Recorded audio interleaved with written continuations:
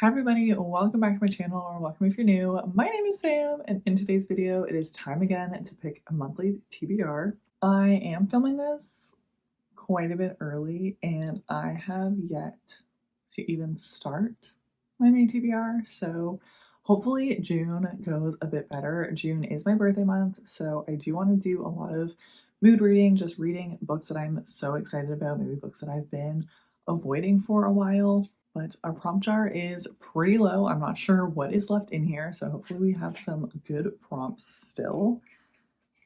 I'm going to be picking 6 prompts as per usual. So let's just dive in and see what we get. I'm going to give it a good mix as per usual.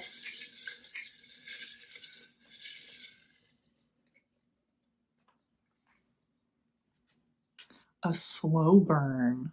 I feel like the first books coming to mind are by Mariana Zapata, but I also have The Final Offer by Lauren Asher. I know this is like second chance, fourth proximity type of vibe, and just like with the length, I feel like it should be slow burn, but I'm really not sure. Okay, so Google says this is a slow burn, and I'm not really in the mood for a Mariana Zapata. Plus, this would finish a series, which is so exciting. The other books that I read in the series were pretty quick reads. So even though this is long, I feel like the chapters are pretty short. I don't know. I'm kind of excited about this one. So for a slow burn, we're going to pick Final Offer. Prompt number 2.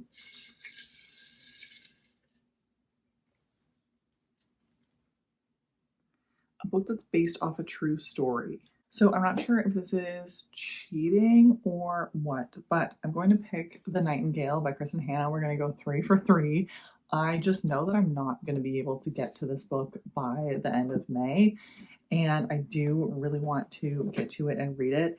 And although I don't think that this book specifically is based off a true story, it's set in World War II, which obviously is a true story. I'm sure it includes some plot lines and characteristics that did happen in real life. So I'm going to pick this one, twisting the prompt a little bit, but I feel like this is the best thing for this prompt, and I don't want to just pick a random book that I'm not interested in. I have just been doing too much filming today.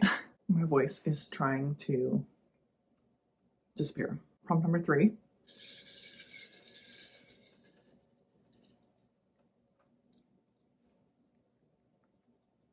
A book talk hyped book. Now, I don't want to be pulling in books that have been on previous TBRs multiple times, but I think for this one, I'm going to pick Daydream by Hannah Grace. I feel like this got a lot of love when it came out, or not necessarily love, because there's definitely been mixed opinions about this book, but people did really enjoy the Maple Hills series overall, I think, and it was definitely making its rounds on the internet. So I think it's finally time that I really need to just pick this one up, finish off this series. If it's done, is the series done? I have no idea, but finally read this one, find out what happens. I did really enjoy the other 2 books in the series, so I'm not sure why I've put this one off for so long, but we're gonna pick this one. Prompt number 4.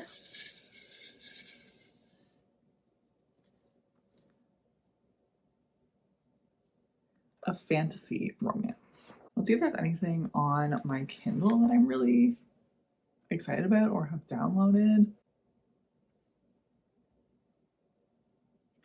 I could pick Slaying the Vampire Conqueror by Carissa Broadbent.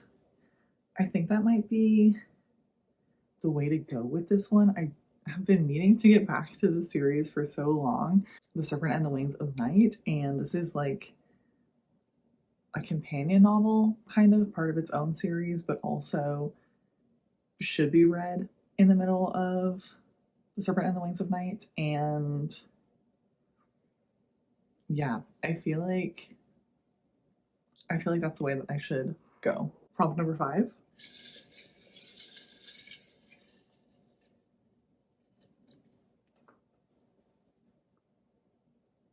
A book about books.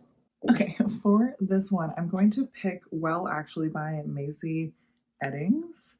I got this as an ARC through NetGalley. It was just one of the ones that was available no application necessary, and I've been meaning to get to it. It's just been sitting on my Kindle and I have not had a chance to pick it up. This one follows our female main character who's a journalist, and I'm not 100% sure what else, and I don't really want to know, but I've heard just amazing things about this book from other people who got ARCs or downloaded the free NetGalley available now ARC. So not entirely about books, but it's part of like the bookish space, being a journalist.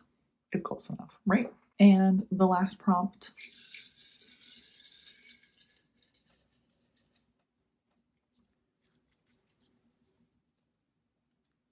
a rom-com. Actually, when I was looking for a book for this prompt, I pulled out The True Love Experiment, which is about a romance novelist and a documentary filmmaker.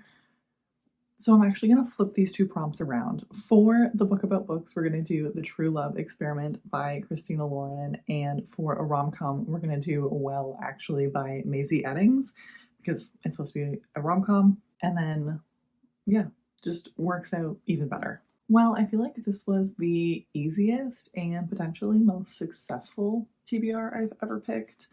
This is the physical book stack that I have for June.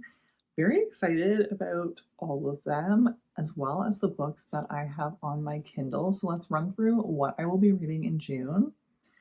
For a slow burn, we have The Final Offer by Lauren Asher. For a book based on a true story, we have Nightingale by Kristen Hanna. For a book talk hyped book, we have Daydream by Hannah Grace. For a fantasy romance, we have Slaying the Vampire Conqueror by Carissa Broadbent. For a book about books, we have The True Love Experiment by Christina Lauren. And for a rom-com, we have Well Actually by Maisie Eddings.